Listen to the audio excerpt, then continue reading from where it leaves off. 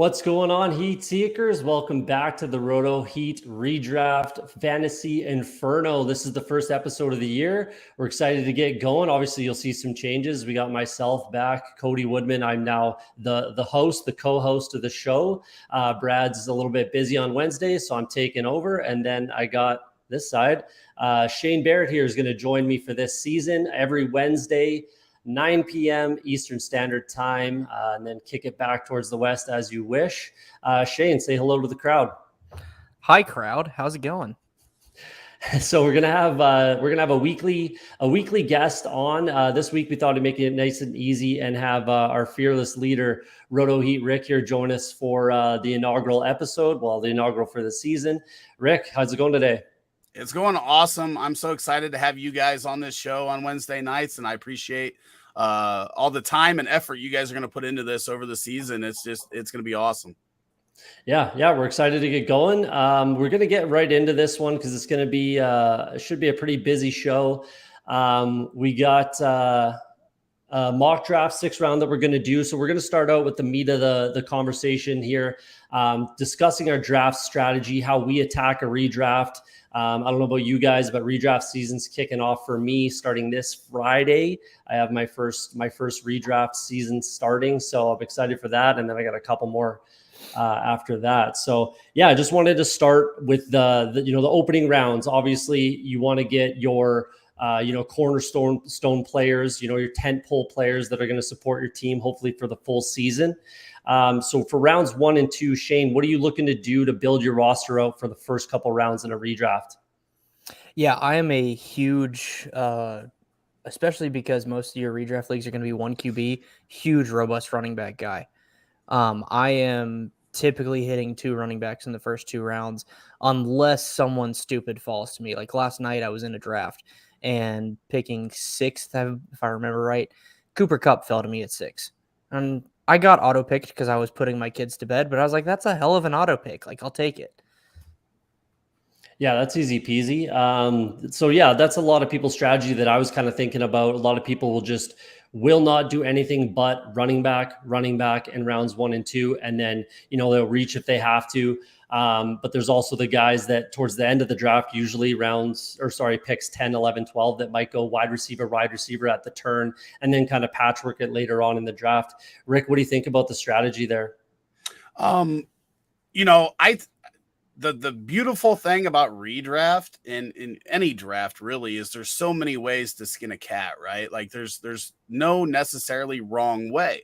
For me, I'm real fluid. It just depends on who's on the board whenever I'm picking. But what I'm trying to do in the early rounds is remove as much risk as possible. I do not want to lose out on those valuable picks in the first 2 to 4 rounds.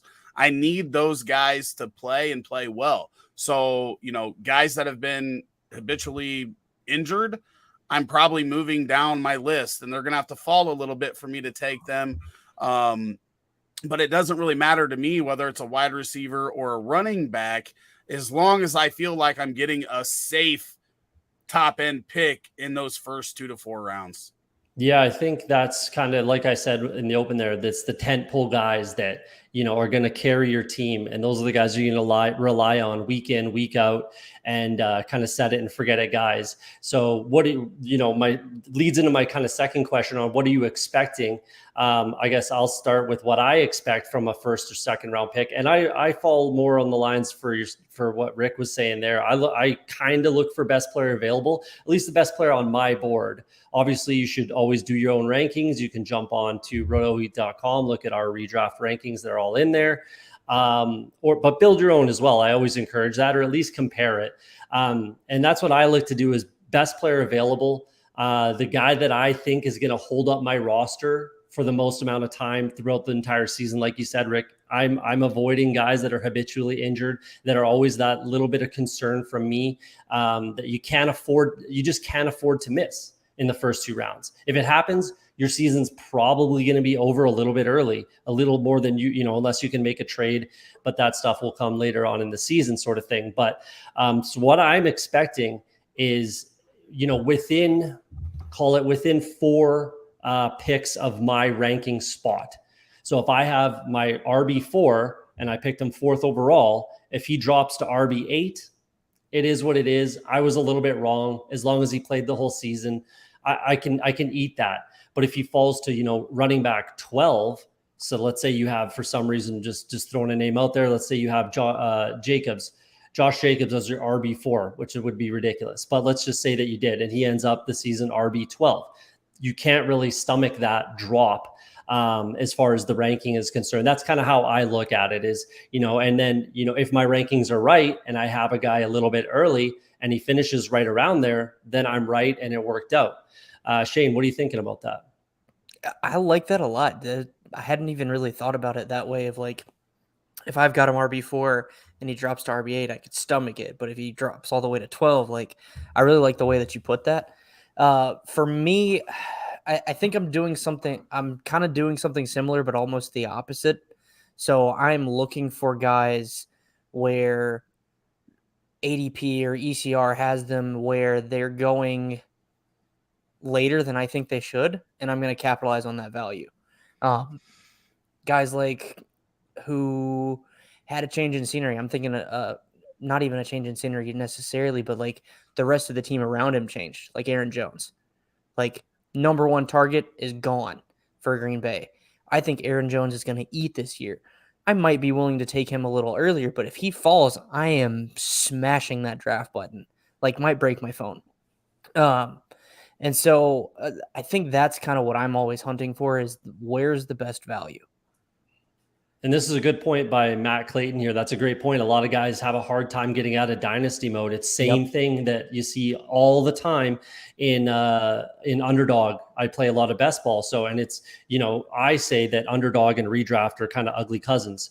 So they're similar. They're very, very similar, but there are obviously some differences there. But a lot of guys struggle to get out of that dynasty mode where they're always looking for the young breakout player where there's no point. This is 1 year. This is 1 year, and you can make trades. You can do whatever you want to do, and there's not as much. It's not going to hurt as much in the long run because there is no long run. So that's a great point there. Rick, what are you thinking? Yeah, back to what you said, I agree mostly. I think even if you have somebody as the RB4 and they drop to RB12, I think you can still make that up if you're making good picks, with your 3rd and 4th rounders that end up being guys that you got at running back 18 or 20, and they end up being running back 8 or 9. You can kind of make that up. What I don't want to run into is spots where guys either lose work because, and we can talk about a few guys when we get in here that I think could get hurt a little bit. And then, or be hurt. If you take CMC and he plays 7 games, your season's probably over. But if CMC plays 15 games and ends up as the running back 15, you still might be able to make that up. It's going to make it harder for you, no doubt, but you never know who's going to get hurt. But there are certain guys that cost you a lot of draft capital this year that have not played very much ball over the last 1 to 2 years. Those guys are the guys that really worry me. But it doesn't matter. You might take Jonathan Taylor, who we have literally, I said it in my RB tiers video, like 0 concerns. I'm not worried about injury. I'm not worried about talent. I'm not worried about opportunity. There's literally 0 things that I'm worried about with Jonathan Taylor. He's my clear number 1 in a tier by himself. But he could get hurt in week 2 and miss the next 10 weeks and ruin your season. But I try to eliminate as much of that risk as possible and get those safer plays. And then I take the risk later with the high upside guys that I hope can pop up to that point and kind of, make up that difference. Because, yeah, I might miss out on Derrick Henry this year, and he might be the RB1. But if he misses 8 weeks, then I'm feeling pretty good about it. Yeah, I shouldn't say like it kills your season or anything like that, but you're right. It puts pressure on your later rounds to hit, where you have to hit those later round draft picks and those sleepers and guys like that to help kind of recoup those total fantasy points that you may have lost with your player kind of dropping down there. And yeah, one of the better kind of pieces of advice that I got was draft as if you're right. Draft like you're correct. And if you're not, then you're not. It is what it is. No one can plan for injury, even with CMC. Yeah, everybody's aware of the risk, but he's still the consensus. Honest, some people say he's a consensus, not RB1, player one, like 101, right? So, and it's not crazy to If say he's that. healthy, it's so hard to disagree with that. Right. But it's just like what Rick said. If he's not healthy, then you're kind of in trouble. Now, Rick, I did have a counterpoint to you. If he plays 15 games and is RB 15, Matt Rule needs to be fired. Well, here we can talk about one thing with CMC real quick. He has already talked about how he's changing his game to avoid hits. So we talked about it last night. What if that takes away some of his big play ability that really helps with his efficiency? That could be something that hurts him from a fantasy perspective while making him a more valuable NFL player. And that's where I think a lot of people really miss the point on that. Sometimes it's not what we want them to do, right? That's not the best thing for the Panthers. That is, him staying on the field is the best thing for the Panthers. If that means less touches, if that means him not being as aggressive as a runner, then that's better for the Panthers. Absolutely. And the same can be said about Henry at this point of his career in Tennessee. The guy was getting 29 touches a game last year before he got hurt. There's no way they can go and give him 29 touches again. And with 3 straight years of dropping in efficiency, what is that going to do if he gets down into the 18, 19, 20 range in touches while being the same efficiency wise this year? Like, that's a third of his fantasy points gone. Yeah, the only like issue that I take with that, and I'm certainly not saying you're wrong. That's for damn sure. I'm not saying you're wrong. But with Christian McCaffrey and with Derrick Henry, these weren't contact injuries, especially Christian McCaffrey.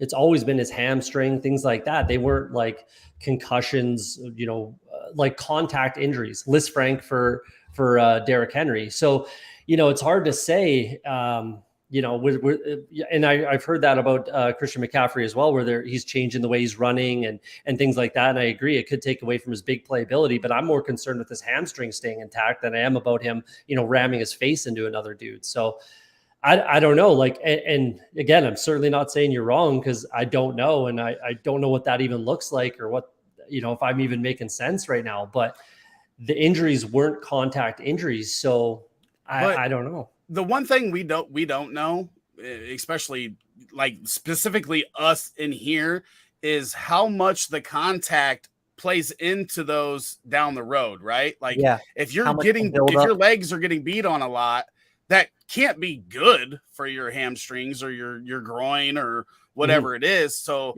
what does that do? We don't know. I don't know, but I mean, I think it's definitely a valid question. If he's not getting hit as much, will his hamstring hold up better? We have wide receivers that don't even ever get hit that blow their hamstrings all the time, but it's also the aggressive side to side lateral movements, stop and goes, stopping that type of stuff could help keep his hamstring healthy too. Yeah. I just don't know. And we don't know what we don't know. That's well, you've been around long enough that my favorite saying, you've seen me say it multiple times. If we knew half the shit we thought we knew, then this game would be a hell of a lot easier than it is. Exactly. In real life and in fantasy. So that's just how it goes.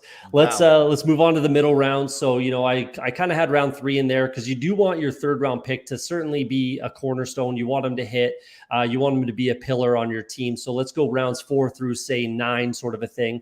What are you looking to do? Are you looking to just fill out your starting lineup? Best player available? Are you drafting for need? Maybe you're trying to corner a position market. What are you looking to do, Shane?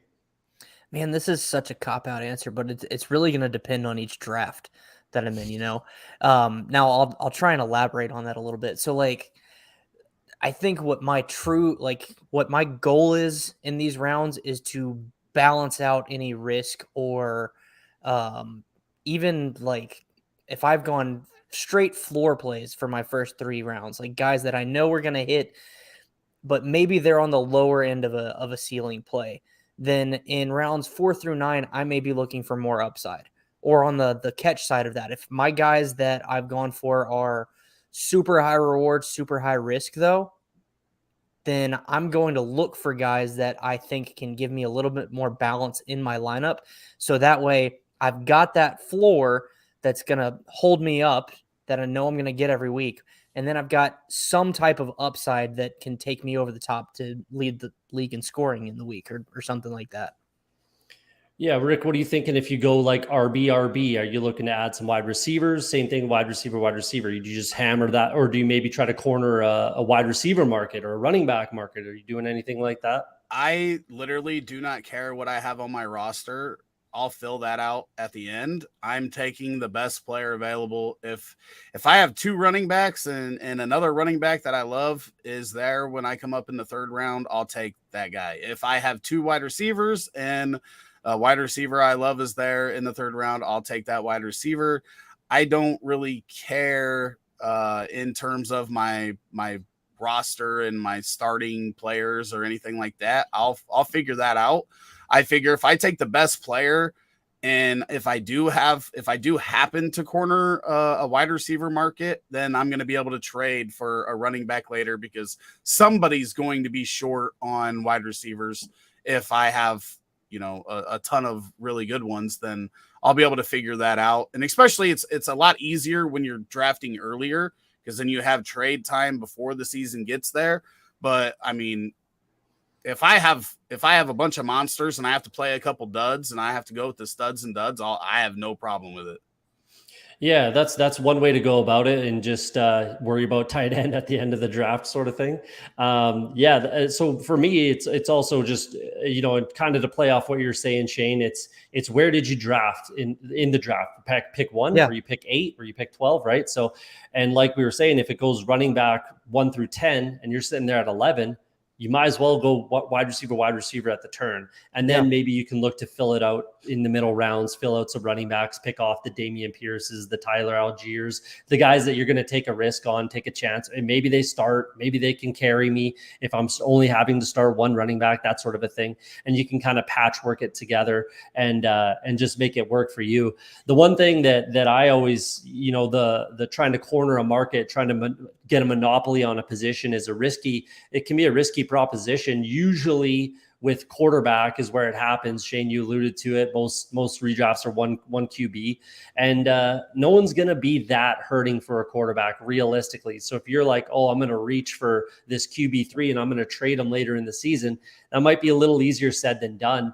Where you're trying to trade him, and everybody that needs a quarterback knows you need to trade the guy, and they're not going to give you top dollar, so you end up selling him lower than where you drafted him compared to the other positions that you could have drafted, a wide receiver, running back, whatever it is.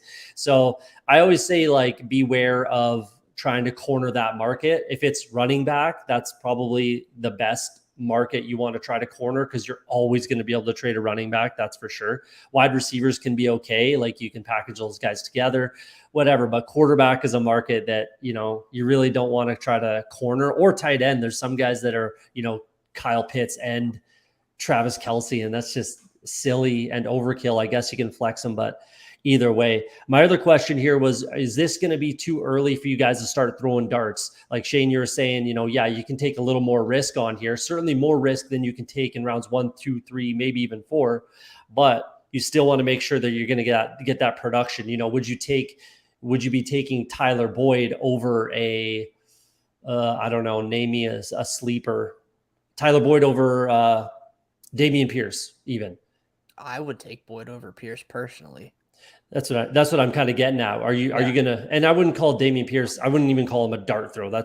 I'm a believer in Dameon Pierce. Rick, I know you're not particularly. I like Dameon Pierce a lot. I'm not. We don't need to make this a Dameon Pierce. No, I'm not against Dameon Pierce. I just think there's a lot more risk than people are willing to, admit with Dameon Pierce. I said it last night.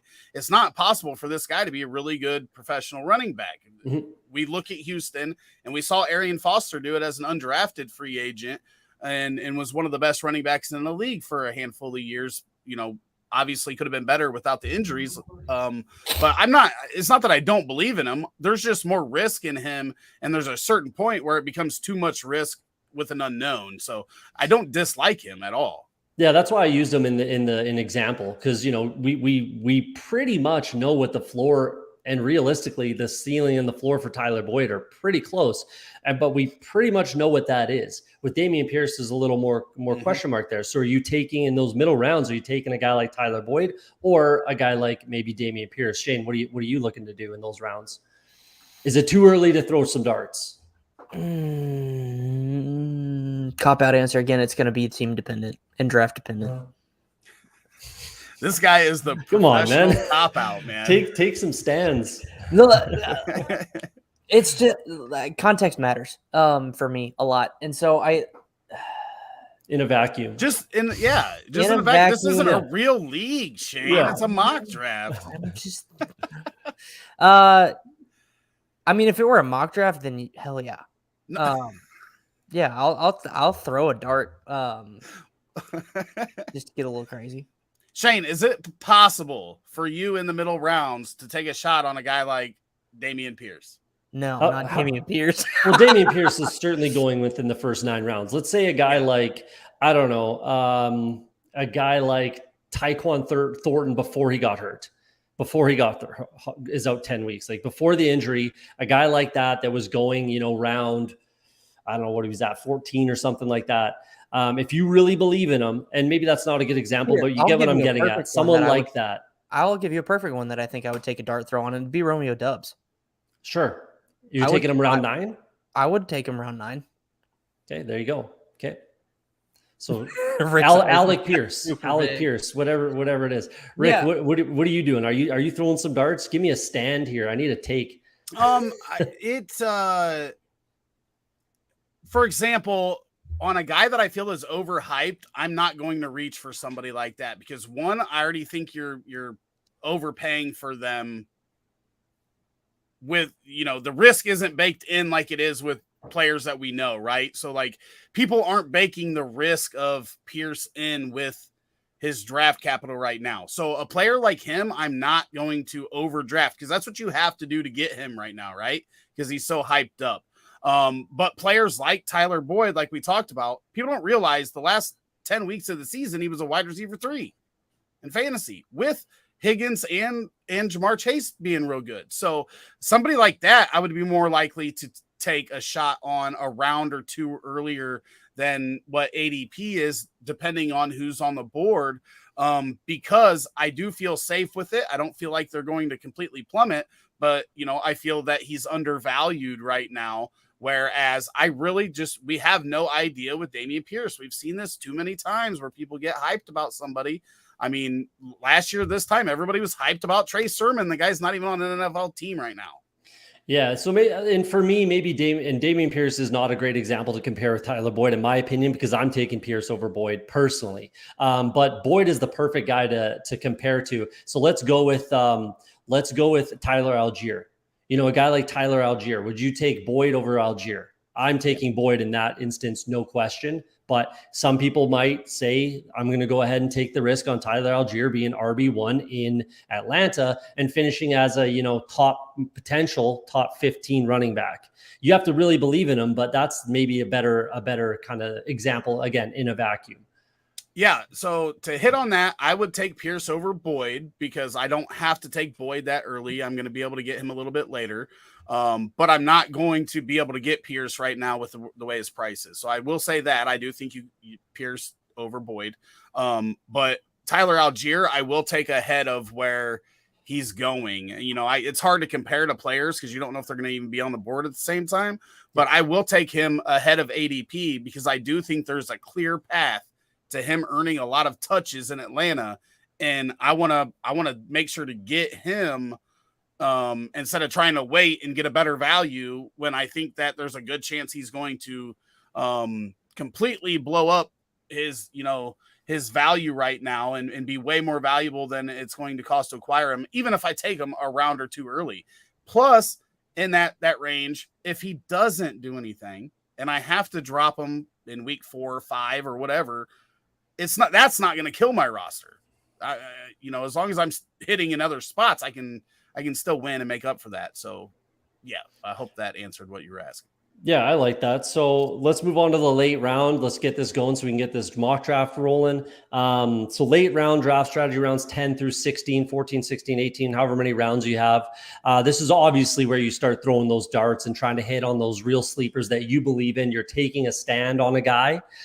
You're probably drafting him, earlier, reaching, or before his 80. Who cares? All these terms that it really doesn't matter, because if you're right, you're right. And if you're wrong, you can drop them. It's not the end of the world. It's not going to kill your roster. No harm, no foul, move on. So what I do in the late rounds is I'm certainly throwing darts. I'm taking handcuff running backs and third wide receivers in teams that I perceive as, playing a lot of 3 wide receiver sets, and focusing on teams that have a good offense, an offensive-minded coach, and hopefully a good offensive line as well. That's kind of where I'm focusing my energy, on those late-round sleepers. And he's getting drafted a little higher than a late-round sleeper, but a guy like Josh Palmer, perfect example, where he's the third wide receiver. If there's an injury, they obviously slide right into that role. So you're obviously playing that game, handcuffing, whatever you want to call it. Guys like Alexander Madison, Michael Carter, guys like that are handcuffs that should have, and also some of them should have standalone value as well, where you can kind of pick off some points, maybe piece in a flex start or 2 on bye weeks, whatever it is. But Rick, what are you thinking about late round dart throw type guys? Well, my late rounds a lot of times are going to be quarterback, like probably from 10 to 16. If you're doing a 16 round draft, probably 4 of those are, quarterback and tight end. And I'm just shooting upside. Every pick from there on out is upside. If my league doesn't make me fill every roster spot, so if you have DST and kicker, I'm not drafting one of those if I don't have to. Yep. I'm just picking high upside guys. Now we're getting closer to the season. We know who made it. And you're probably not going to risk the waivers. So the last 2 rounds would probably be defense and kicker for me at this point of the season. But if it was, 2 weeks ago or 3 weeks ago, I was doing a redraft, there's no way I would be drafting one of those unless my league made me. So, I'm shooting for just upside from then on. It's just who can far outproduce this ADP, and I'm taking those shots.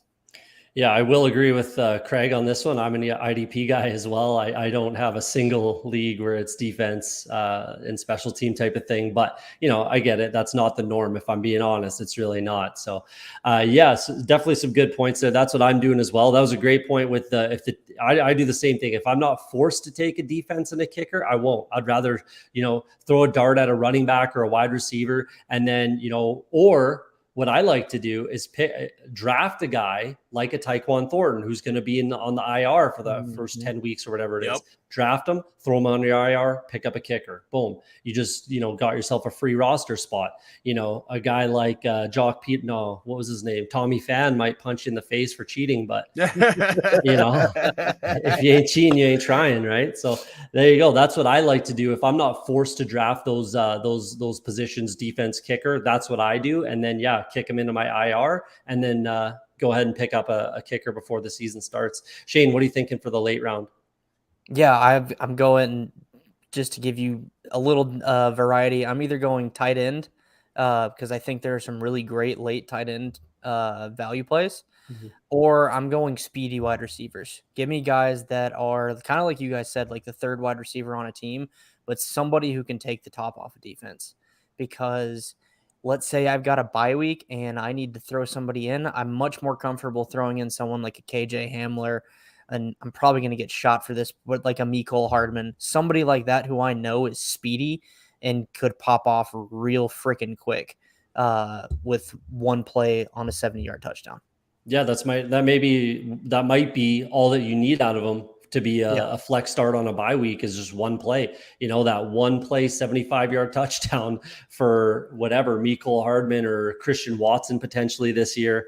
And he just became, a really good plug and play flex start on a bye week. So that's rookies a great point as well. Yeah, rookies especially speedy rookies. That's why I brought up Christian Watson there, especially with a guy that's got an arm, good offensive line, all that kind of stuff makes sense, right? If it all adds up, then there you go. Take a shot on him. All right, let's get going on this mock draft here. We are going to start it. Yeah, we start the draft. hopefully Hopefully people are drafting quick. So our guy Craig is up first. Pretty reasonable idea on who he's going to be selecting. Oh, I'm going to have to get my phone going maybe here. So I pick second. hopefully these guys didn't forget about it. Ooh.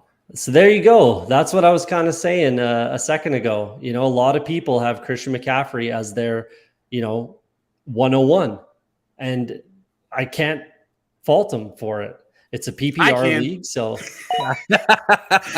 listen, I wrote the article about, and this was dynasty related, but about trading Christian McCaffrey in it would have been January of 2020 after he had the 400 touches. I love the talent. There's no question about it. There's no question that he could be the number one player in fantasy this year. Zero questions about it. There's just too much risk for me at the top of the draft to do it when Jonathan Taylor is just as likely to be that guy, and I don't have to worry about any of that other stuff with it. So the real question for, I think, a lot of people, and myself included, is that number 3 spot. Personally, I'm taking a stand here. I'm not a huge believer in Austin Eckler this year. I love the player. I love the fit. I love the scheme. I love the team. I love the offensive line. I love the coach. I love the quarterback. I love everything about the whole everything. That's except for the player. No, I love the player. I'm just taking a stand that I don't feel like he's going to produce at that level. For some reason, I agree with you, Cody. I've not Austin Eckler himself has said that he's going to get less touches. And they just brought in Sony Michel today, who's going to get those goal line carries. Yeah, Spiller just got back. I think Sony Michel is going to certainly walk in and have a role. It's PPR and he's a pass catching back. I get all that, but he's still never topped 1,000 yards rushing, as far as I know. I think he was 900 and something last year or something like that. I just feel like he's not going to have longevity, and he is getting a little bit older considering he has played a lot of touches. We have seen some injury history. That's another reason why I'll get there, and I'll get to this other guy in a second. But for me, I'm absolutely going with a wide receiver if I'm pick 3. I am going Christian McCaffrey, number 2 overall. I'm just doing it. Sue me, shoot me, whatever you want to do. I'm not gonna be the guy that didn't draft Christian McCaffrey 2nd overall, and then he, becomes Christian McCaffrey of old. Yeah. But at 3rd overall, I'm looking at those wide receivers, Justin Jefferson, Cooper Kupp, and even potentially Jamar Chase. What do you guys think about that number 3 spot specifically? And Eckler, I suppose. I'm with you. There's something about Eckler that he had 20 touchdowns last year. I was just looking it up while you were talking. Did he have 1,000 yards rushing? Yeah, no, 900, I think 11 yards rushing, 647 receiving, and 20 total touchdowns. It's going to be massive. It's hard for anybody to score 20 touchdowns. We've seen players do it, but it's like 1 player per year, maybe 2. Actually, 2019, I think it was 2. It was Aaron Jones and Christian McCaffrey. But we don't see it a lot. Go ahead. I don't think Patty Mills is here. Let's get him out for Anthony. Wait, did that auto pick? I didn't. Yeah, I think it's just auto picking, and we'll let him auto pick. Yeah. Not the end of the No. Take Patty Mills out, and then share the link in the chat. Anthony Conchola, I hope I said his name right, wants to join. So and you can pause the draft. Spot. I know who I'm going to take here. I'm not sure how to do that, Rick, but let me see if I can make this happen. You should be able to pause it real quick. Yeah, hit.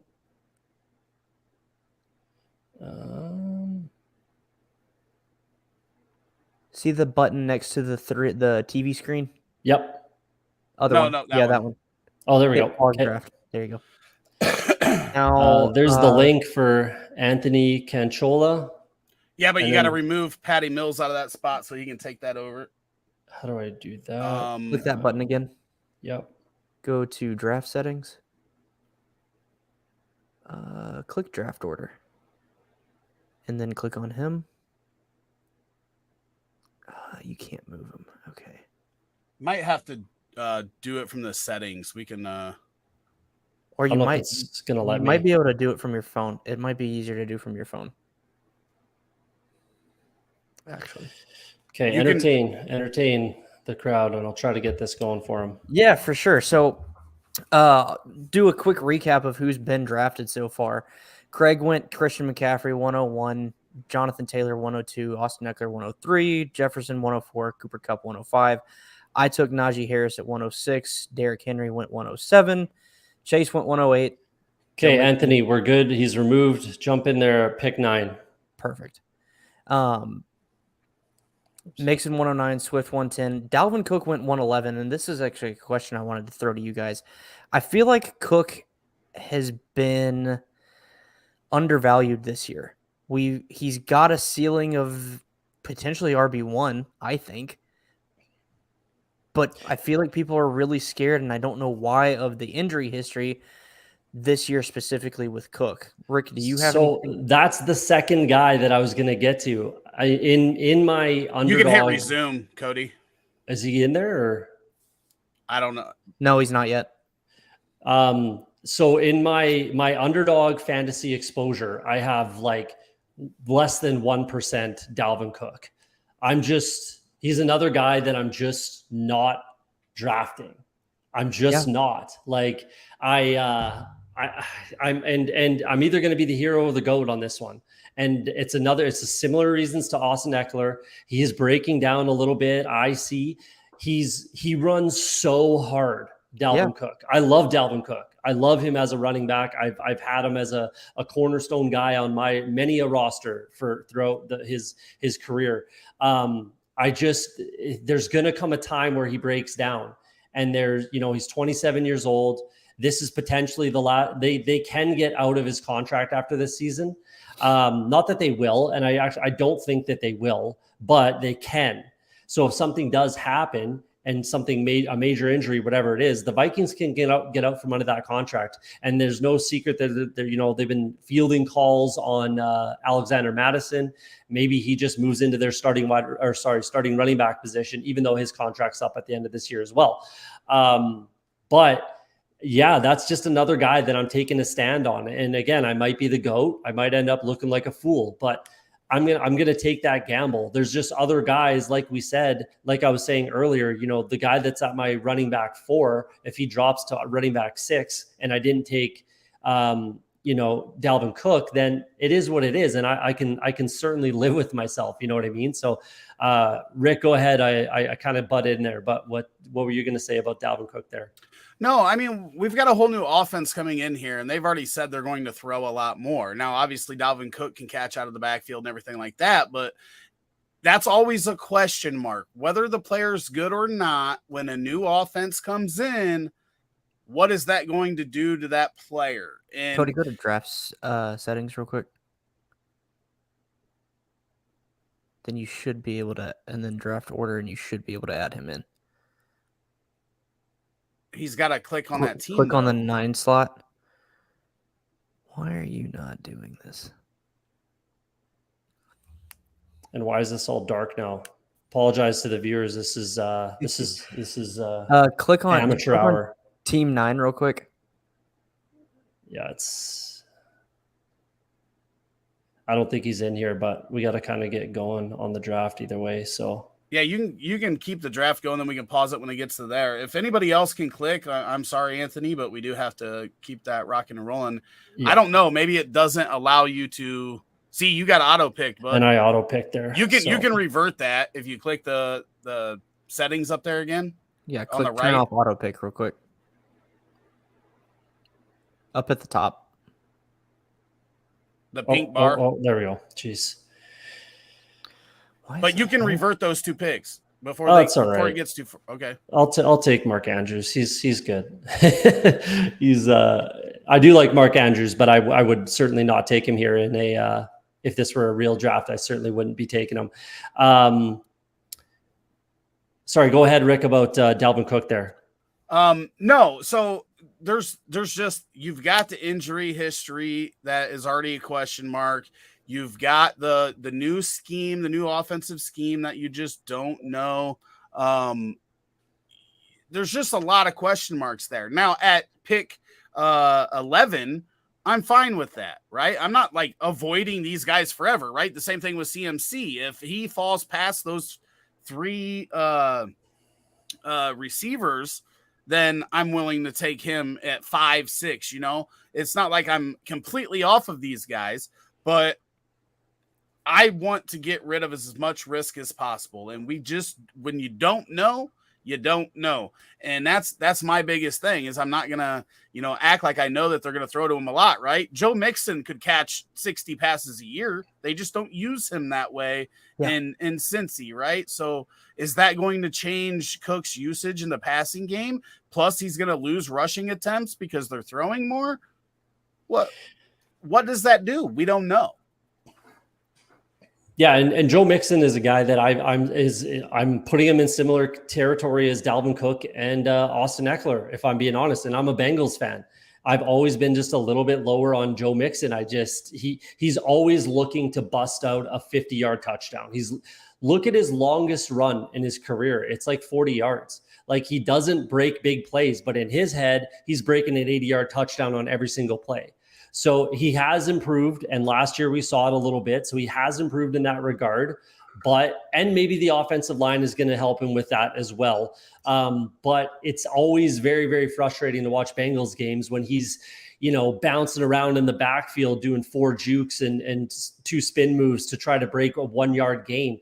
And you could have had 4 yards. Yeah, you're not breaking a 60-yard touchdown, but you could have had a 4-yard gain there instead of getting tackled in the backfield or a small gain, whatever it is. So that's another guy that I'm kind of putting in that category. And Chris Evans is there to catch passes. There's no secret that he's, certainly the best pass catching running back on that roster. I'm a big fan of Chris Evans. He's a guy that I'm taking as a dart throw that, like we talked about earlier in the late rounds, I'm absolutely scooping him up, especially obviously in PPR leagues.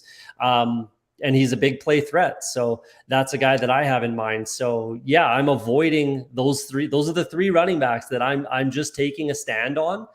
And I don't think it's going to kill me because none of them are a consensus top 4 running back. If some people have Eckler and Cook in there, great. And that they're not for me. And I don't think, if you looked around the fantasy space, I don't think it would be a consensus that those 3 guys or 2 guys are in everybody's top 4, top 5. So, and then running back 5 through 10, are you really going to be wrong? Right? Like you take a stand on a guy and then are you really going to be wrong? I just don't think you're going to be wrong enough. Like I said, if you draft a guy RB4 and he ends the season RB8, you didn't really lose. So that's kind of the stand that I'm taking with those 3 running backs this season. Appreciate it, Brad. You a bit bullish there on AJ Dillon, Rick? Me? Yes, I am. Very much so. Tell me more. Well, you were talking about Aaron Jones, right? Aaron Jones he might lead this team in targets. I know a lot of people think that's crazy, but I don't. Aaron Rodgers loves him. I think we might see more limited carries from him, and AJ Dillon might get 250 to 300 carries in this offense this year. Plus, he has shown that he can catch the ball too. So if he can get 30 to 35 receptions while Aaron Jones pushes for 80 to 100, we've got 2 really good running backs in this offense. And when I look at the other running backs, I like some of the talent, but we're looking at guys like Josh Jacobs where we don't know. We're looking at J.K. Dobbins, who now is skeptical. There was a thing that came out today about him limping, a noticeable limp. Right before the show, sorry to interrupt you, Rick, but I saw that he actually replied to that tweet. I can't even remember what he said, but he was like, man, I can't even walk up from a drill without Joe scrutinizing it or something. But I mean, it's just, no matter what, he's coming off of a big injury, and I don't want to, in redraft, I don't want to draft those guys, right? We're talking about removing risk. We just don't know how long it's going to take for one of them to bounce back. We saw Cam Akers come back in a miracle amount of time last year, but was so inefficient, like was so bad from an efficiency standpoint. It looked better because they gave him so many touches. I think he had 20 touches in every playoff game. But, you know, I want to avoid that. So that's the only reason why I'm not taking J.K. Dobbins, because I love the talent. But there's just too many question marks around him right now, to be completely honest, for a redraft league. And then, you know, it's Elijah Mitchell. It's Clyde Edwards-Helaire, Miles Sanders. I like AJ Dillon more than all of them. So if I'm going running back there, I could have found a wide receiver that I like there as well. But I'd rather be ahead on Dillon than wait too long and miss out on him. Yeah, this is something that I agree with 100%. So that's another guy, another running back. Aaron Jones is another guy that I am avoiding. Why? Not because I don't like him, not because I don't think he can be an RB1, but I think AJ Dillon can be an RB1 as well. And the price difference is just massive. It's massive. So there's really no decision to be made in my eyes. There's really not. I'm taking AJ Dillon, not over Aaron Jones, right, but I'm drafting AJ Dillon over Aaron Jones, if that makes sense. Yeah, because I'm waiting 2 more rounds. Yeah, you're not paying Jones draft capital. You're paying AJ Dillon's draft capital with the upside that you could get out of Jones. I don't think it's quite the same personally, but I think they both be RB1s for sure. They could both definitely be there. So again, it goes to that 4 RB kind of that swing, right? Where and if you're getting them 2-3 rounds later, it's a non-decision if you ask me. That's how I'm looking at it. So go ahead, Rick. Man, I didn't even know I was up. Can you revert that? Because I'm not taking a tight end in the first 6 rounds if it's not the main 3. Change player. Who you want? Let's go over to wide receiver, and I'm going to take I'm going to take Michael Thomas and Darnell Mooney here and back-to-back picks. Oh. Okay. Let's just make that happen. Michael Thomas, hey, that's a guy that there we go. We got the let there be light. Michael Thomas is a guy that you're drafting, hey, and you're gonna be that guy. Here's the thing, in the 6th round, I'm starting to take on more risk, right? Okay, that's what I was just gonna say. Is you've been preaching taking risk, and I did say in the first 4 rounds, I kept saying, I want to eliminate all the risk in the first 4 rounds. Right now, in the 6th round, I'm taking a wide receiver that I don't have to have play every week, right? He could miss 6 games, and I could still be okay if I hit everywhere else. But it's not very often you literally have a guy that could be a top 4 wide receiver legitimately and get him in the 6th round. So I'm willing to take that shot on him at that 5-6 turn for sure. And if it doesn't work out, it does hurt a little bit, but I can make up for that. In the 6th round, I can make up for that. Yeah, that's fair. That's definitely a spot where you can stomach a little bit of risk. And if it works out, you're going to be a hero, and you're not necessarily a GOAT. Like you're saying, you don't have egg all over your face if it doesn't particularly work out for you. Shane, what do you think about Michael Thomas, though? I want to get your opinion there too. Oh, I don't know, man. I mean, I completely agree with what Rick said. Like, his upside is top 4, and the value you're getting on him now is pretty ridiculous. I just don't trust the guy to actually show up and play. He's going to get some phantom ankle injury again and be out for the rest of the season because he's not even practicing right now with a hamstring. And I've got some points to that too, because the Saints and people, they make it all out that Michael Thomas is this big diva and it's not even real injuries, but the Saints literally asked him to play through injuries that led to the surgery that pissed him off and had to disconnect with them because they wanted him on the field for Drew Brees' last hurrah. And that's what started this whole thing. And then it's fake injuries and this. Michael Thomas wants to be out there balling. I mean, he can't guard me, Mike, right? Like, yeah, but he's also slant boy and gets pissed off about that too. He might be the most polarizing player this season specifically, especially in a redraft setting. I mean, Dynasty too. Maybe he's actually more polarizing in Dynasty, but yeah, he's a guy that Again, and I'm more, going to your sentiment from earlier, Rick. I'm not taking that risk on a guy. I'm not going to be the guy that has to drop Michael Thomas in week 4. That's me personally. I'm avoiding him, but I definitely understand the sentiment there. I understand you understand the risk, especially you're at the back end of the draft, right? You understand the risk that you're taking on, but yeah, it's a tough pill to swallow if you have to drop him in week 4. That's for sure. Yeah, but he's my wide receiver 4. He's not my wide receiver. He's not a guy that I have to worry about starting. And I do think that there's some value at running back later in the draft. Like we talked about a few of the guys that I can get. I've already got 2 guys that I feel pretty good throwing in there to start at running back. And I'm going to be taking more shots on upside guys. So if he doesn't work, then it is what it is. If he ends up being healthy for 12 weeks and he's playing Michael Thomas ball for those 12 weeks, I've got another wide receiver 1. I've got 3 wide receiver 1s in my lineup on those weeks. And that's how I kind of look at it. It can bite me, no doubt about it, but it's just as likely, I think, for Christian McCaffrey to bite you at 1-1 as it is for Michael Thomas to bite you at 6-1. And that's not to pick on Craig for picking him there, but they've both barely played the last 2 years, right? They both have these injuries, and it is what it is. But we know that Christian McCaffrey could just blow all the other running backs out of the water if he stays on the field. That's why it's worth taking him there. But, looking at those running backs in the first round, a number of them injury concerns, and I'll take a wide receiver in the 6th with injury concerns that has that top 6 upside for sure. Especially with the way that, if this were how your draft went, right, you have 3 cornerstone wide receivers. So if you're taking them, that's what you're going to say, Shane? Sorry to bust in there, but this is what I was saying all pre-draft. Context matters.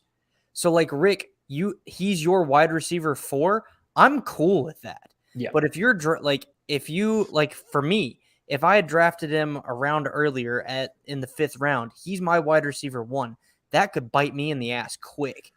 And I agree that context matters when we're talking about a specific situation. Yeah. When we're talking about a generalization of like what you would do in a situation, like just don't cop out all the time. It's like, well, do you want me to make up an entire story for you? Do you want me to write 300 pages? 300 pages of the book, and you write that 301st to cap it off, or what? But that is true, right? If he was my even wide receiver 2, I'm probably going a different route there, right? Yeah. But he's not a guy that has to be in my lineup weekly, and I think I can get some value later. So I'm looking at it similar.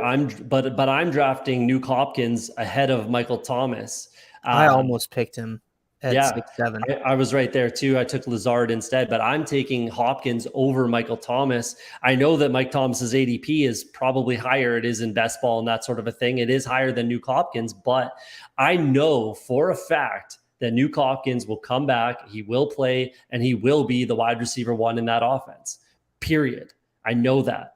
So that's something that I'm kind of making that comparison between those 2 players, because there's correlation there in kind of what you're getting as a player. So that's how I'm looking at it. But, again, the ADP says you have to take Michael Thomas before Nuke Hopkins. So I certainly get that. But that's just something that I kind of have in the back of my head, where I'm looking at that correlation between the 2 situations, and I'm taking Nuke Hopkins over Michael Thomas because I can wait around later as well. So that's my 2 cents on that one.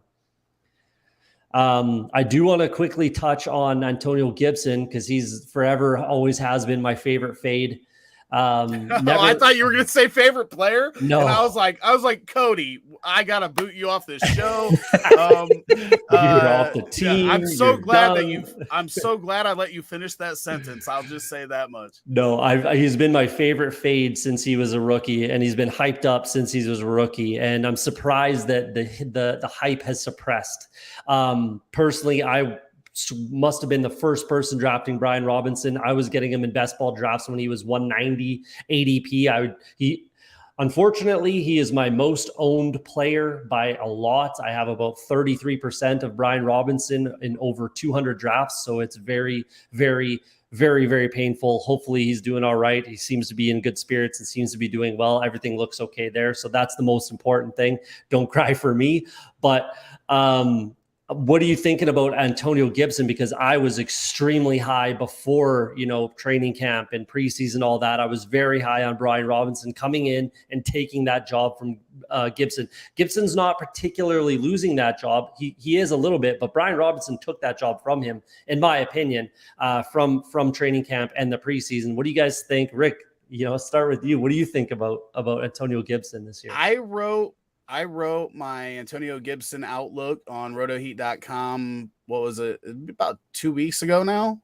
And I said in there that I would rather have Kenneth Walker, who I'm not huge on for this season, and Ramondre Stevenson, who are going in the 9th round. And obviously I thought Brian Robinson, well, I don't want to say I thought Brian Robinson was taking that job. And the only reason why he's back up here in the 6th round is because Brian Robinson got shot. Nice. But Brian Robinson wasn't put on PUP today, right? Yeah. I'm not sure. I don't think he was put on the PUP, which means they probably expect him back in the first 4 weeks.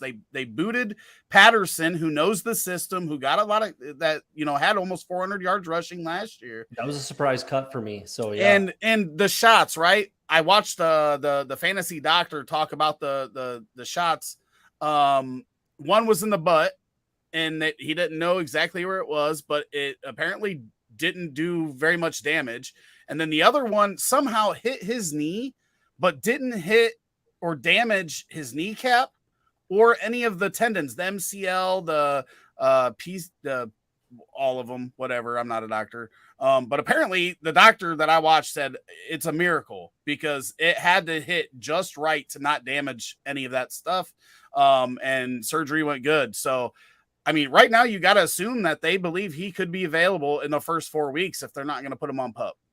Yeah, I didn't even think of that. Actually, I didn't even, for some reason, just slipped my mind if they would put him on the PUP or not. So if they didn't, then that's a huge vote of confidence. You got to think. According to Sleeper, it doesn't look like he went on PUP. Yeah, and wow. I'm pretty sure that was due at 3 p.m. Eastern today. Was the PUP, the final PUP, where if you're on it, you're out for the first 4 weeks, and if you're not on it, I mean, I guess they could still put him on it before the season starts. But you figure they would have saved Patterson for that running back room if he was going to be going on the PUP. Yeah, so I guess until we get a timeline, you have to think that Antonio Gibson is, an RB1 sort of a thing, but JD McKissic is going to come in there and steal third down work from him. He's going to steal catches. A lot of goal line work surprisingly went to JD McKissic last year.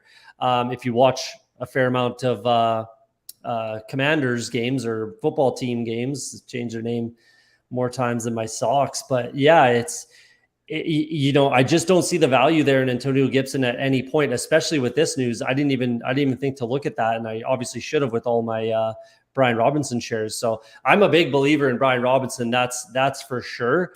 Cody, you and I talked about him way back before the draft season when we did the Brian Robinson video, and you and I talked, and we both liked him way more than everybody else. Yeah. And he was proving it to be true. Unfortunate incident, and I'm glad he's all right, and hopefully he gets back quick. Yeah. Any other guys you guys want to touch on here before we do a couple questions? I just wanted to add on the Antonio Gibson hate. I think I've been with you, Cody, that I've been a detractor from him. The hype was stupid to me. It came basically off of Ron Rivera saying he could be the next CMC, and people took that and ran with it, and it was so dumb. First off, he's a wide receiver playing running back, and then this draft and this free agent or this offseason, they've done everything but say, hey, Antonio Gibson, you're the starter. Drafted Brian Robinson. J.D. McKissic was going to the Bills, and they brought that mother trucker back. And then he got demoted to kickoffs, and that was basically all that he was doing. So I'm glad in theory that the hype has suppressed on him, but I never understood it in the first place. So I'm right there with you guys. Yeah, I think people were just looking at the measurables, which is, there's a lot of people in the fantasy community, especially the, lawn or lazy boy type of scouts. And not that I'm not one of them, because I absolutely am as well.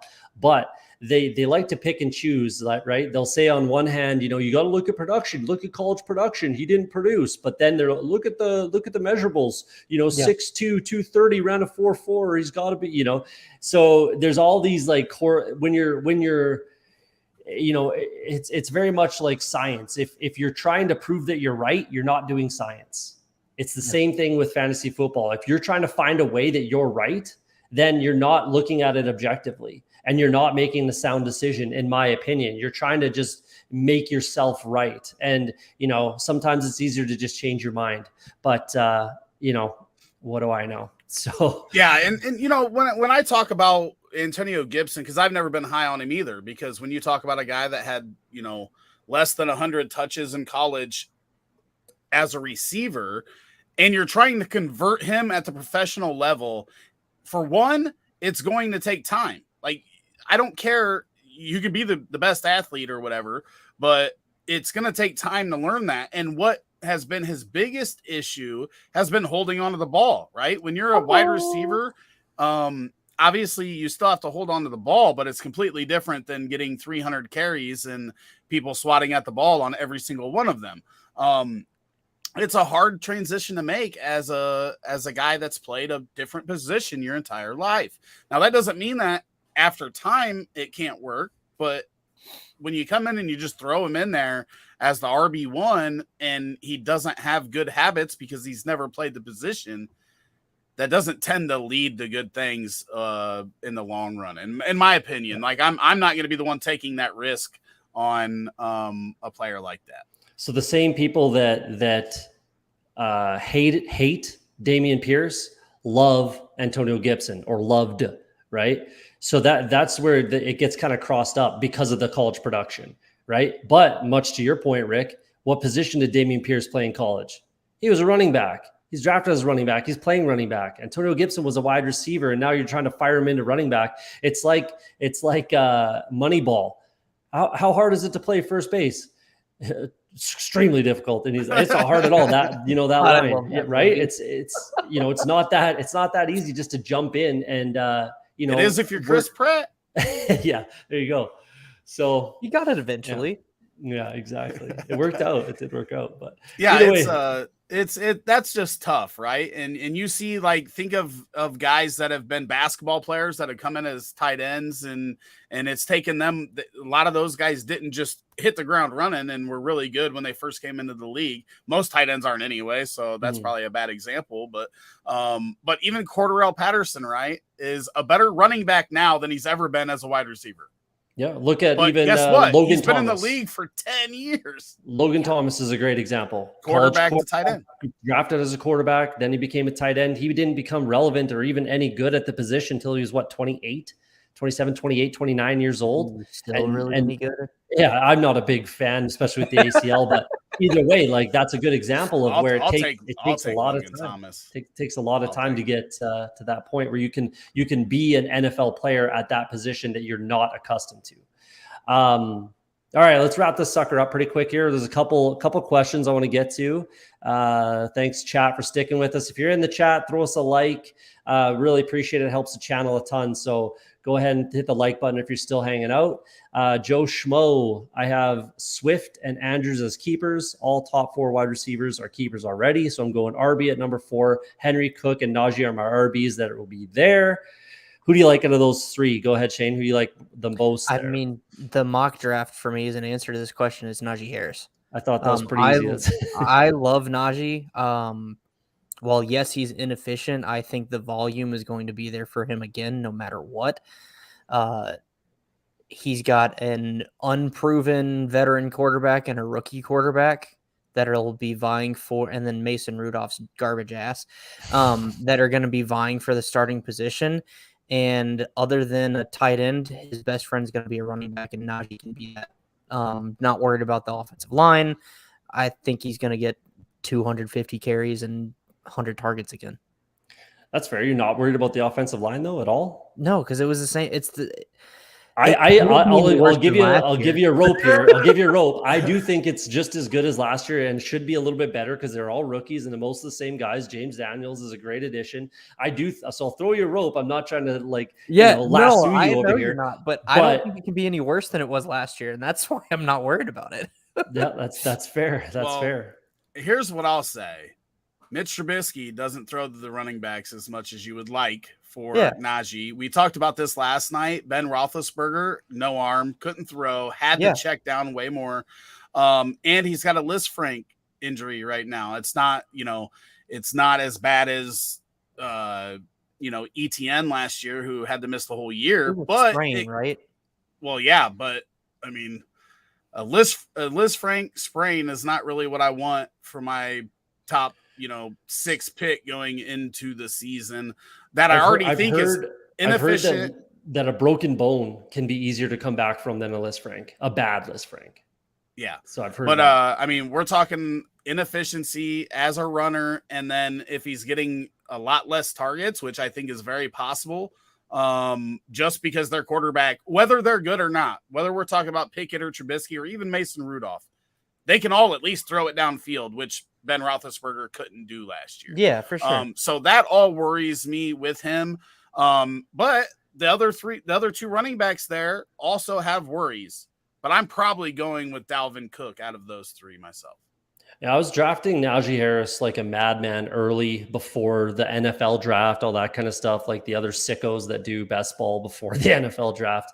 I was taking Najee Harris quite a bit, but I've definitely pulled back. I was hoping to see more progression from that offensive line. So like you said, yeah, it's the same as last year, but that's also not a good thing, right? But I do think that they will be a little bit improved. I think the quarterback play is actually an improvement. I truly do. I think that the 2 quarterbacks that they have are an improvement over Breakfast Burger.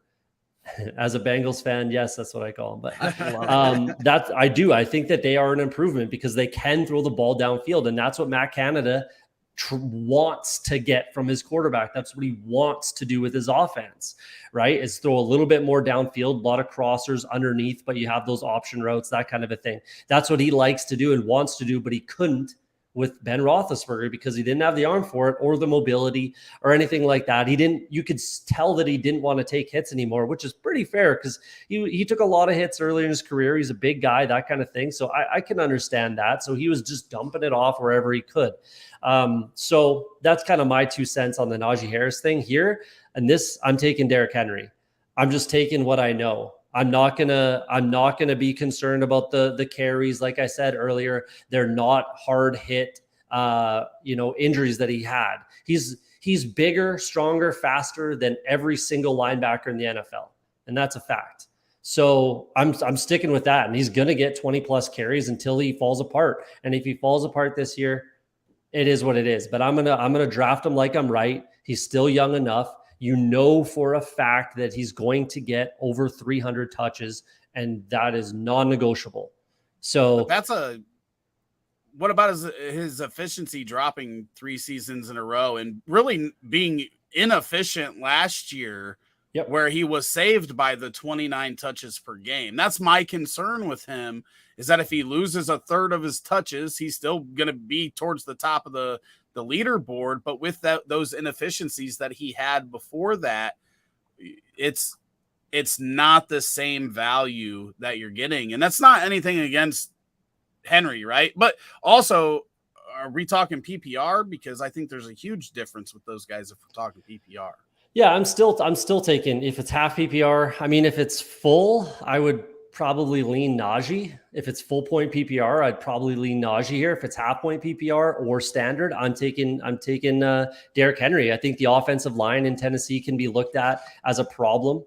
In the past couple of years, I think that they've shortened it up a little bit. I think they're going to be better than they have been in recent years. Not nearly as good as when Taylor Lewan and Jack Conklin were the bookend tackles, and he was just plowing up the middle for, 5 to 6 yards per carry. I do see the inefficiency, the efficiency kind of pulling back. But again, I'm taking volume is king. I know for a fact he will get over 300 touches. And if his efficiency gets back to where it was a year ago or 2 years ago, then I'm laughing. And if I can, if you're forced to take a running back here out of those kind of three guys, that's what I'm doing. Again, I'm just taking a stand on Dalvin Cook. I'm just taking a stand on him. It is what it is. I'm not, and there's no particular rhyme or reason. So if you like Dalvin Cook, take Dalvin Cook. He's in a great offense, has a pretty good offensive line, more offensive minded coach. Like realistically, in a vacuum, if you take my ridiculous bias out of it, I think Dalvin Cook is probably the best pick here. All right, well, then you agree with me. yeah. All that to get to the same spot I was in. Yeah, if you take out my ridiculous bias, but if I'm doing the draft, I'm taking Derrick Henry over Dalvin Cook. And I agree with taking stances on players. Like, you don't want to switch up now, especially if you're talking about like best ball and you're playing to put yourself in the best position. So if you take those stances on players, if they hit, then that sucks that you don't have any. But if they miss, you're so far ahead of the field in those situations, right? Because you don't have none of your rosters were tanked by Dalvin Cook getting hurt or sucking in their new offense or whatever. Yeah. The last question we got here, based on their current situation, Pacheco or Spiller. I feel like Spiller's floor is higher due to capital, but Pacheco's athleticism gives him a way higher ceiling. What are your thoughts, Rick? Go ahead. It's Spiller. I know what you're gonna say. It's Spiller so easily for me, and I don't know if you were you watching last night when we talked about the Pacheco play? Like his vision is what is really concerning, because even Mahomes was like, whoa, if you watch that play where he missed the huge wide open hole that you could drive a semi through, Mahomes is like, why didn't you go? This is Mahomes. Why didn't you go over there? The guy on the runway. The guy on the runway with the. It's lights. Pacheco, I like for a deep stash when you could get before he got hyped up. I wish I would have traded him in my dynasty leagues, because I did grab him as a 3rd, 4th round, dart throw in rookie drafts. But I wish I would have sold him 2 weeks ago when everybody was super hyped on him. But then he literally ran right up his lineman's butt, and Mahomes just seriously, like, if you haven't seen it, you gotta look it up and watch it, because it's hilarious. It was one of the biggest holes you're ever gonna see in the NFL, and he just completely did not see it. And that's the issue with him. And he's not. I don't care what people say. Like CEH, yes, he might not be best at the short yardage stuff, and maybe Pacheco gets some of that if he works on that vision, or maybe it's Ronald Jones. CEH is going to get the far majority of the touches in this backfield, I think, and whether that ends up being good for fantasy, probably not, because they're probably going to mix and match. But I'll take Spiller, because if something happens to Eckler, Spiller's in a position to be a top 15 running back, capable of filling in as a full-time back. Yep. Yeah. Small thing about that Pacheco run that you're talking about. If you watch it, Mahomes is looking at the sideline when he's doing that. So is he looking at the running back coach? Does he know something? Like, this guy's gotta, I don't know. I'm speculating, and it's probably nothing, but like, is he frustrated with the kid? Like, come on, man, it's right there. It's so funny how it opens up, because in the video I saw, it looks just like your vision goes out, and it goes like this, and he looks to the sideline, and oh man, like, I don't know, that probably reading it into it too much, right? But yeah, that's only one play, but that's in the preseason. So, but that's still the thing that, going to Ronald Jones, somebody else in that backfield. Ronald Jones is athletic, he's fast, he can break off big plays. Terrible terrible field vision. Missed so many holes early in his career. That's the things, like, you can be the best athlete, be fast, be powerful, but if you don't have vision as a running back, you're going to miss all those holes, and those are the opportunities you can't miss. What do you think, Shane? Yeah, I'm going Spiller here. I had him RB1 pre-NFL draft. I still really believe in the talent. The draft capital made no sense to me. And like Rick said, if Eckler goes down, I think Spiller is more than capable of taking over the backfield and handling a workhorse load. Even if they don't do that, I think he's capable of stepping up into a more pass catching role. And I'm a CEH truther, so that's the other point of that. So I like CEH. I think he's going to bounce back this year. I'm hoping that the Chiefs will actually use him like they drafted him for instead of whatever the hell they've been doing with him. So, yeah, it's Spiller for me. This is a very good question, I think, and it's a very interesting kind of. They're both correlated right this second. Obviously, Ronald Jones was speculated to get cut from this team. Didn't. He's still on the team. Sony Michel just got signed to the Chargers, right? So there's a crazy amount of correlation with these two rookie running backs, right? I agree. I am taking Spiller because I'm just more comfortable in him as a player. I've seen what he can do in college. I mean, Pacheco in college is a little tough to evaluate because that team was terrible in Rutgers. They were very, very awful team, and the offensive line was extremely bad. Plus, he was in a timeshare in his position. Spiller kind of was as well, but it was easier to kind of evaluate the player in Spiller. I'm taking the draft capital. I'm taking to be honest, the offenses are very similar, but again, I've been drafting Isaiah Spiller a ton in best ball because of the way I feel about Austin Eckler, similar to the way I feel about Aaron Jones and those other guys that I mentioned earlier in the episode. But yeah, I'm going with Spiller here as well. I don't know if I'd say the ceiling is way higher for Pacheco because of athleticism. Where's those touches coming from? Are you taking touches away from CEH? Is he getting goal line carries? No. Is he getting carries over CEH between the 20s? Super not likely. He's going to be competing with Jerick McKinnon for third down type of touches.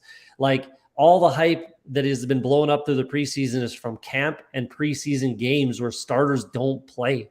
So, yeah. And I mean, Spiller, to be honest, I'm probably looking elsewhere between those two guys anyways, if I'm being honest, because both of them took a hit in value with those players coming back. And there's question marks all around. So I'm probably avoiding both guys. To that, both of those guys, I think I'm not worried about Sony Michel. I'm not worried about Ronald Jones. I think those are, just veterans. Spiller, the whole thing with Sony Michel, Spiller has missed a bunch of time, right? And he's not up to speed like Pacheco is. Pacheco's been there and been going through camp. But I think they're both more talented than those guys. They're just rookies. And we've seen even J.K. Dobbins his rookie year, Jonathan Taylor his rookie year. It takes part of the year for them to get up to speed, and then they start taking off in the second half. So seventh round pick versus a fourth round pick is one thing. True. But the reason I bring up those other two players is because you can certainly build a scenario where those two guys are the goal line backs for their respective teams in Sony Michel and Ronald Jones. You could build that narrative, and it could happen. So they can have the value there. Whereas where do the touches come from for Isaiah Pacheco specifically? Where did his touches come from? Right. The question mark is too big on that one for me to take a risk on him realistically. I do like taking shots on Spiller just because he'll be the 3 down back for them if Eckler goes down. Yeah, I agree. I got one more point on Spiller. Their offensive line's probably a lot better than the Chiefs. They're going to have a really good offensive line, I think. They're both really, really, really good. Yeah. Chargers are both really good. I said it last night. The Chargers are my pick for the Super Bowl right now. I like that pick, by the way. Good. I just think they're so good on both sides of the ball. Yeah, that division is going to be so fun to watch. But that's the issue, right? Is that they're going to beat the shit out of each other. And the whole AFC will realistically. The AFC is going to be extremely difficult this year. So it's going to be a tough road for whoever ends up in the Super Bowl from the AFC. So last question. Do you think George Pickens will take Deontay Johnson as wide receiver 1 in Pittsburgh? I think that it's possible, but not this year. Certainly not this year. There's obviously the contract talks between Deontay and Spiller. They got a deal done.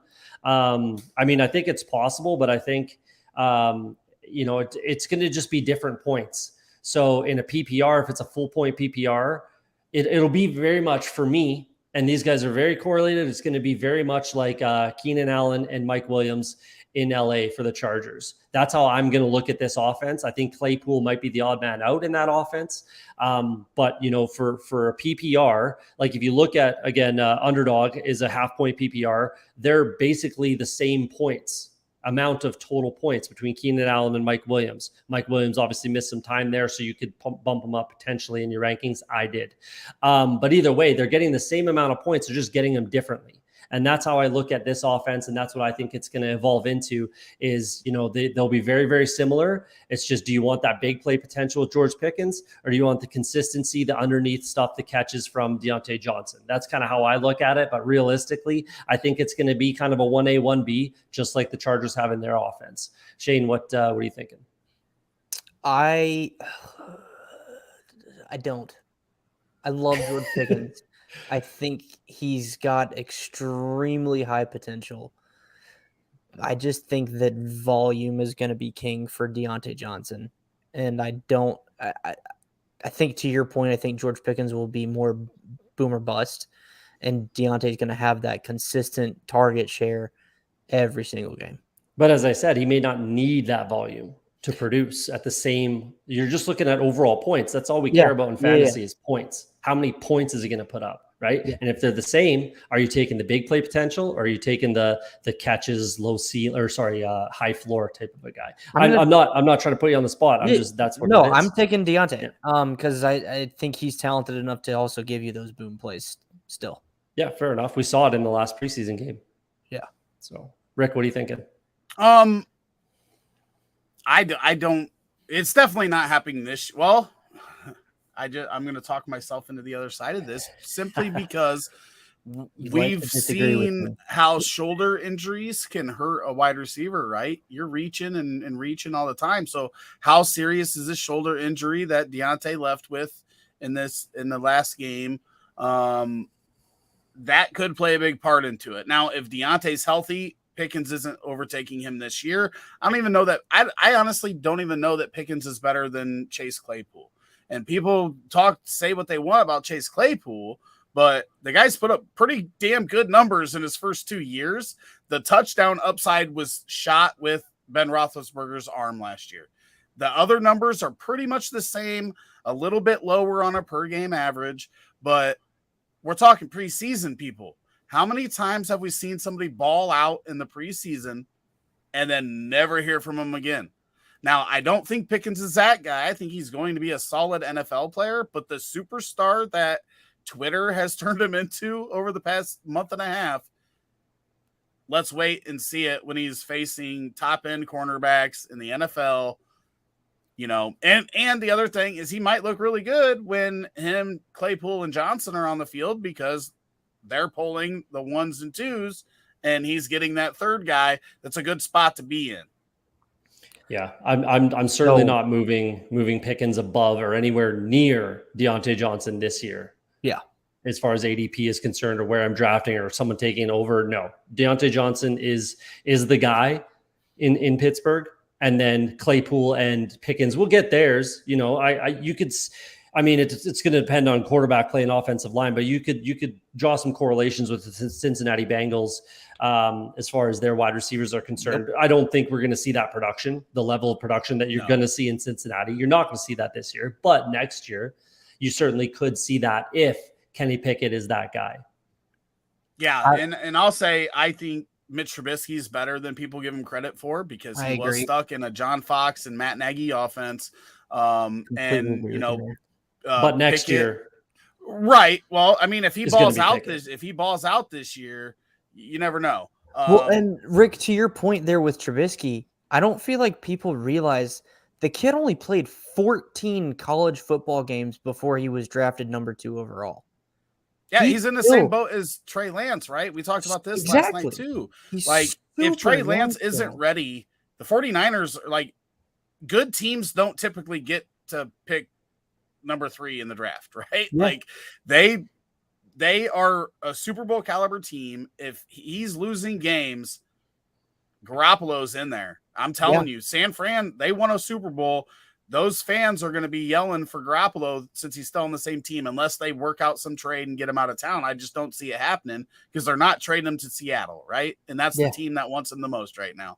Well, they'll have better luck now with the new contract. They'll have better luck trading them if that does happen. Yeah, but everybody else is settled. Nobody wants to get a quarterback right now that in season week 6 or whatever. If a quarterback goes down and Trey Lance is doing well, then it might happen then because of the contract now is what I was kind of getting at. But but you know, he can say no to anywhere because he's got a no trade as well. So you still got to find that match, and that's what makes it tough. But you know, these are teams that are winners, right? And if Kenny Pickett does get some action and doesn't look good this year, isn't winning games, and Trubisky is, you know, like let's say Trubisky misses 4 weeks because he's hurt, but he's, you know, 8-2 up to that point, and then Pickett goes 0-4. Steeler, we're seeing it right now, right? Teams are not sticking with these high draft picks just to stick with them anymore. Yeah. Leatherwood, drafted 17th overall last year, gets released, right? And we go back to Josh Rosen. He was the 12th pick or whatever he was. I don't even remember. 1 season and has not got a legit opportunity since. Like, the NFL has changed over the past 5-6 years where if you don't show and we can win with somebody else, then we'll eat that. We'll take that L. Look at I challenge anybody, and I'm not saying that's going to happen, but just if that situation comes to that point. But I challenge anybody, or just go look at the Raiders 2019, 2020, and 2021 first round draft picks. They're all gone. All of them. Or no, they're not all gone, but they're none of them are starters. None of them are playing meaningful. Josh Jacobs is in there, but they didn't. And Jonathan Abram. There's 3 of them that they just didn't pick up their 5th-year options, which means they don't think very highly of them. And then Ruggs, obviously terrible situation. Arnett, you know, in jail now. Leatherwood just dropped in, you know, I think they had 7 picks in a 4-year stretch in the first round, and next year they might not have any of them, which is just crazy. Yeah, the NFL has always been like that. If we can't find a way to win with you, we'll find a way to win with someone else. And that's just how it is. It's a cutthroat business. At the end of the day, football is a business, and they're going to find a way to win with whoever is going to win them football games. Because, you know, at the end of the day, winning is all that matters. These guys are billionaires. No one cares about anything but winning in the NFL. That's just a fact. That's what it is. The money doesn't matter to the owners. That's something that people forget about. They're stingy with their money when it comes to contract negotiations. But if they can win a Super Bowl and this is how it's got to be done, they'll eat the money to make that happen. Yep, 100%. Look at the Rams. They're like, I learned the cash over captain from watching Pat McAfee. But yeah, because they just pay cash money to basically win a Super Bowl, to get their cap down low enough to stay within the rules so they can pay all these guys. They can pay Odell, you know, 12 weeks into the season, whatever it was. You know, they can bring on these guys. They can, you know, F them draft picks, you know, all that kind of stuff. But hey, they won a Super Bowl, and guess how much money comes with that Super Bowl? That's all that matters. They got all of it back and then a whole lot more. So it really doesn't matter. Yeah, it doesn't matter where you're drafted. If we can't find a way to win with you, we'll find a way to win with someone else. And that's just how it goes. So Anthony says they don't like to use their money on a new stadium. Nope, they like to get us taxpayers to pay for that. But nobody bitches about that when they get their new stadium and they got their you know, state taxes go up. But yeah, that had a hefty price tag on that stadium. So on that note, we're gonna wrap this up. We went way over time, but it was some good chats. I think we had a lot of viewers today, so we appreciate everybody tuning in and jumping on the channel. Hopefully everybody left a like. Rick, thanks for joining us this week 1. Like I said earlier, we'll be back every week. Myself and Shane will be back every week with a special guest. Maybe we'll have Rick on again later in the season. Hopefully, if you're free, we'll get you to jump on again. Anything you want to say there, Rick? No, I just, you know, same as always. Thanks to everybody that came out and watched and chatted with us, and make sure you hit that subscribe and notification bell. We've got a lot of stuff coming with the season on the way. Tuesday nights at 8:00 Eastern, we've got the Dynasty show that'll continue. Obviously this at 9 on Wednesdays, and then at 11 o'clock a.m. during the season on Sunday before the games. Bryce and I will be live with guests talking start sits and DFS or betting or whatever it is that you want to talk about before the games, before lock. We'll be on here from 11 till noon or 12:30, depending on how everything's going once we get to week 1. Yeah, I'll definitely be jumping on with you guys, and that's great for start sits. Obviously, we'll do during the season, we'll do start sits questions and talk about injuries and everything like that. But that Sunday show will be huge, and I'll jump on with you guys for sure. Now that I'm an F1 fan, I got to get up early to watch the races, so I'll be up. I'll be up early and I'll be available. So yeah, I appreciate everyone showing up. Shane, good to see you. First time we've ever actually met, so that's awesome. Yeah. We'll see you guys next week. Thanks for tuning in.